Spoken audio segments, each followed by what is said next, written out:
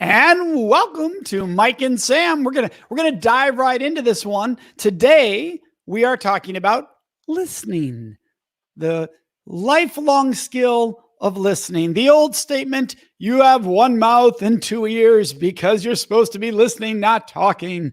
All those wonderful cliches and statements we're going to dive into. Now, as we do this today, remember there's comments below. And if you write comments there, we can see them, we can put them up, we can bring them into the conversation, which both Sam and I love. So Sam, what do you think? Why do you think people struggle to listen?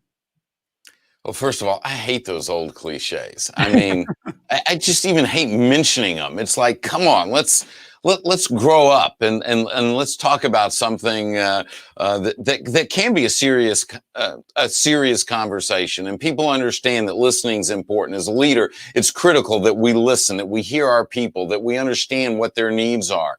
And so listening, we can look at listening from a skill set, or we can talk about listening from a philosophical standpoint.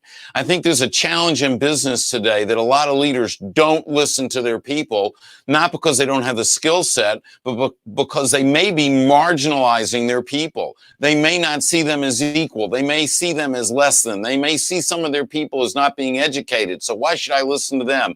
Or they don't have a certain title. Why should I listen to them? I think it's critical that we hear people, that we hear what they have to say, that we hear their thoughts, we hear their opinions, we hear what their fears are, what their concerns are. And when we do that, when we create a safe place for people to speak, then we're going to hear things that will ultimately be for the benefit of everybody, and we're all going to grow through that process. I couldn't agree with you more. In fact, the cliches that I gave, they're usually not about people listening. They're about stopping people from talking, right? Because it's somebody trying to get someone to stop talking, which is not what listening's about. Listening's about being attentive, being present, seeing someone. You use the words about seeing people. And our work with respect, one of the biggest things people say is the reason they don't feel respected is they don't feel seen and heard, which is all about how we listen to people, how we feel valued. My dad used to say this, I'll never forget this. We were coaching middle school kids, and they're hyper and they're high energy and they struggle with focus. And my dad would say, I know you're listening by where your eyes are focused. Where people used to think, well, I'm listening by my ears. No, by where your eyes are focused. Because if your eyes are on me, I know you're giving me your attention. And that's true at work. If I'm looking around and seeing who else I need to get to, or you can see that my mind is not looking truly at you, Sam, while we're talking, it's about the next thing I have to do in my mind. I'm not listening. I'm not present for you. And I think that's where listening is key. It's, am I present for this person right now fully, or is my mind somewhere else? Am I being mindful to this person? Oh, I'm sorry. There was something going on over here. So could you repeat that? Well, that's exactly it. Don't you hate when that happens? You feel marginalized in that moment. It's like, I'm not as important as this, or I'm not as important as that. And I think that this comes back to respect, which is one of my core values. Do we respect people, all people, enough to hear what they have to say? Because many times someone needs to share something. They need to share it. It's the fact that you listen, you've relieved them of a burden that they are carrying. It's so important. And listening with full attentiveness is a gift. And it's a gift that we should be giving the people in our lives. The people in our lives personally, the people in our lives professionally. Yeah. And Janet right there, somebody in my life personally. And yeah, we hear it all the time, right? Squirrel, right? And that is a concept that we struggle with. And I think part of that struggle is if you're super high energy, like I've been since I was a child, it's like your brain, brain thinks, come on, Mike. Yeah, no, I know. That's impossible. I've never seen that in you before. Exactly. When your brain thinks, what next? What next? You have to really slow down. And I think that's the thing we don't talk about enough. We almost make it, we shame or guilt people for struggling with listening instead of giving them skills to help them with that. So I know that I have to really focus on why this person, I am talking to them right now. Why? What is the focus? Because that allows me to be there for them. I'll say to myself right now, CJ is saying the same thing. I'm totally like that. We have to be able to remind ourselves, hey, this person is what matters. Because I know it's true that this person is what matters to me. That's a fact. I have to remind myself, stay focused there, be fully present for them, see them for who they are right now. Not always, but sometimes my brain is in a 1,000,000-mile-an-hour speed, and I have to remind myself. Right. And so here's what that comes down to. It's about mindfulness. It's about stepping back and being aware that our attention may be waning, our attention may be drifting, and that I'm not fully engaged in the conversation with you. And here's what I'd like to suggest. And I love the comments and what people are sharing. It's fantastic. So thanks, Blake, for contributing that.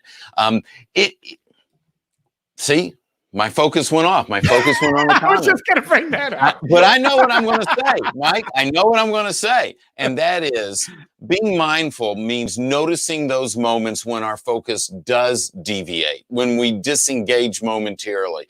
And then in that moment, choosing to get back into the conversation, not beating us up, having compassion. We're only human. It's okay. But if we drift, bring your focus back to the conversation, re-engage with the person, show them that you care, show them that what they're saying is important to you, not just because you're saying it's important to you, but they see it in your actions as well. And I think if we catch ourselves through that act of mindfulness, then what happens is that will always bring us back to the conversation. It'll always make us better listeners, and listening is a contribution to a relationship. When I'm listening and paying attention and hearing you and being compassionate for you, then I'm paying attention to you. And that's a contribution to that conversation. But there's one other thing, Mike, I'm dying to share with you. And that is, I can't listen with my agenda. I have to listen with your agenda. You might just want me to, a lot of times Renee, my wife, will share something with me. And then what do? I jump into fix-it mode. Okay, Renee, here's what you need to do. Do this, do this, do this. That's not what she wants from me. She wants just to be heard. She wants me to hear her, to be understanding of the situation. I don't have to fix it for her. And so it's imperative that the people that we listen to, that we work to gain understanding of what they're looking for in the conversation so we can serve them. Yeah, absolutely. And being transparent. That's really important. So right now I manage, as part of our show, I manage the comments and what we put on the screen. I'm seeing them here. Right. And so because of that, as my partner, that I'm going to look to the side and I'm not listening. I'm doing part of my job while you're talking. But we need to be transparent about that. Exactly. If I have to do something at the same time, I need to tell that person, I have 1 minute. Right? Or I have 2 minutes. Like, we need to be transparent so they don't feel like they're just being shoved off to the side. Exactly. I love what you did there. And I'll say that. Oh my gosh, I'm sorry. I spaced out for a second.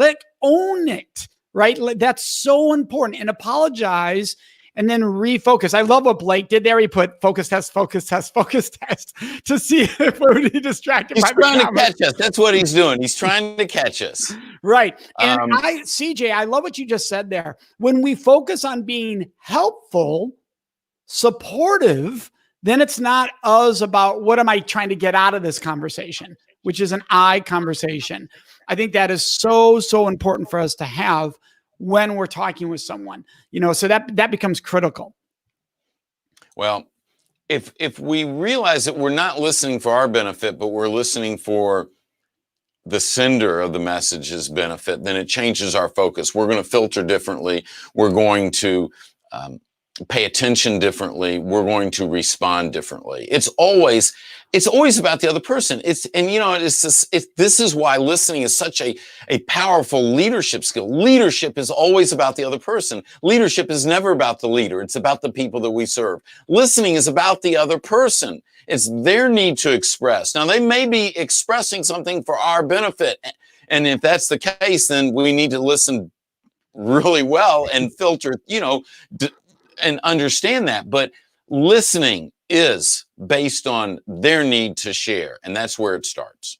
And that's a great place for us to end. Hey, everybody, you've been watching Mike and Sam. You can catch us on iTunes. We've got a podcast there every day. You can also catch us on youtube.com/Center for Respect, youtube.com/Silverstein. Sam Silverstein, it's 10 minutes and we're out. Have a good one, everyone. See you tomorrow Peace. at 1 p.m.